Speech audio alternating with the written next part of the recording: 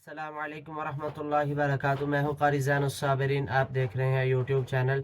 नाज़रीन इकराम, क्या कभी आपने तन्हाई में बैठकर सोचा है कि एक दिन आएगा ये दुनिया, इसकी रोशनी, इसके लोग सब पीछे रह जाएंगे। ना माँ होगी, ना बाप, ना रिश्तेदार, ना दोस्त, ना कोई सहूलत, सिर्फ अंधेरी कब्र, जहाँ ना कोई आवाज़ आएगी, ना कोई बुलाएगा, ना कोई सुनेगा, सिर्फ आमाल साथ होंगे।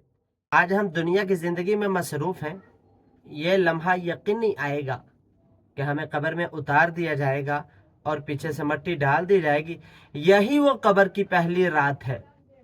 क्या हमने इसकी तैयारी की? जब मैयत को कब्र में उतार दिया जाता है तो 3 चीज़ें उसके साथ जाती हैं: मालो दौलत, रिश्तेदार और आमाल। लेकिन रसूलुल्लाह सल्लल्लाहु अलैहि वसल्लम ने फरमाया कि 2 चीज़ें इंसान के साथ, इंसान से वापस आ जाती हैं और एक चीज़ इंसान के साथ जाती है। आमाल साथ जाते हैं, रिश्तेदार और मालो दौलत वो वापस आ जाते हैं। अब कब्र में दफना दिया जाता है। मुनकर नकीर निहायत खौफनाक और हैबत शक्ल वाले फरिश्ते आ जाते हैं। सवाल करते हैं, रब्बी अल्लाह, मा दीनु का, तेरा रब कौन है, तेरा दीन क्या है? उस शख्स मोहम्मद सल्लल्लाहु अलैहि वसल्लम के बारे में तेरा क्या ख्याल है?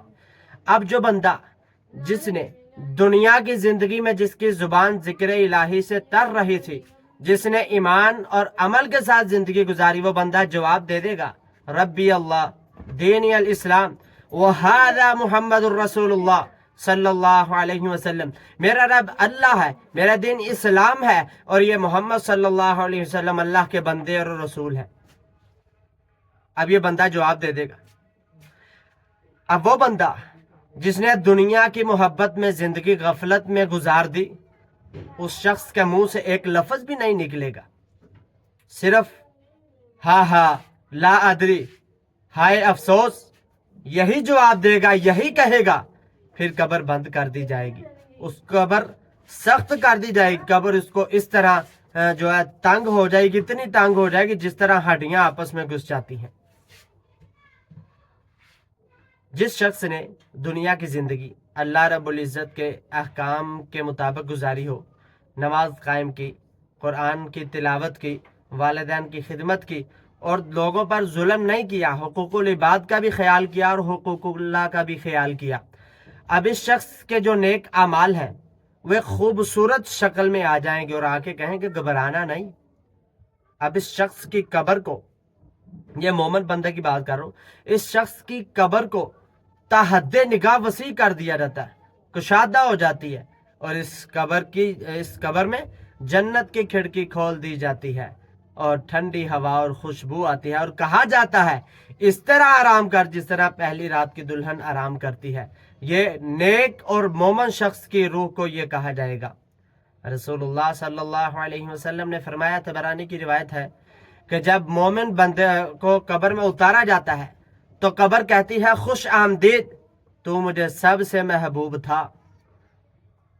तो ये मोमिन बंदे को फरिश्ते कहेंगे, आराम कर, सुकून कर, खुशी से रह।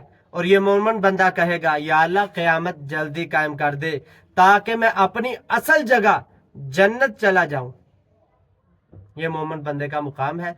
ये इनाम, ये इकराम उसको मिलता है ये जो दुनिया की जिंदगी सब्र के साथ और अल्लाह के अहकाम के मुताबिक, बताए हुए अहकाम के मुताबिक गुजारता है। यह है मोमिन बंदा। नाज़रीन किराम, मुझे और आपको सोचना चाहिए, हमारी अब सांसें बाकी हैं, क्या हमने कब्र की पहली रात की तैयारी कर ली है?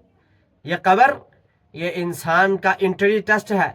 जो बंदा इस एंट्री टेस्ट को पास कर लेगा वो आगे पास हो जाएगा, जो इस एंट्री टेस्ट में फेल हो जाएगा वो आगे भी फेल हो जाएगा। हमें इस पहली रात की तैयारी करनी चाहिए। अपने आप से वादा करें, अहद करें कि हम नमाज की पाबंदी करेंगे, कुरान पढ़ेंगे, हम वालिदैन की खिदमत करेंगे और लोगों पर जुल्म नहीं करेंगे, किसी का माल नहीं खाएंगे। रसूलुल्लाह सल्लल्लाहु अलैहि वसल्लम ने फरमाया, अक्लमंद आदमी वो है जो अपने नफ्स का मुहासबा करे और मौत के बाद की तैयारी करे। तो हमें चाहिए कि हम इन लम्हात से हमें फ़ायदा उठाना चाहिए। हमें अपनी قبر کی پہلی رات کی تیاری کرنی چاہیے، جہاں سناٹا ہوگا، خاموشی ہوگی، صرف ہم ہوں گے، ہمارے سوا کوئی نہیں ہوگا، 2 منکر نکیر فرشتے ہوں گے، خاموشی ہوگی، تنہائی ہوگی، نہ ماں ہوگی، نہ باپ، نہ رشتہ دار، اہل و عیال، مال و دولت، کچھ بھی نہیں ہوگا، صرف ہم اکیلے ہوں گے۔ ہمیں اپنی اس رات کی تیاری کرنی چاہیے۔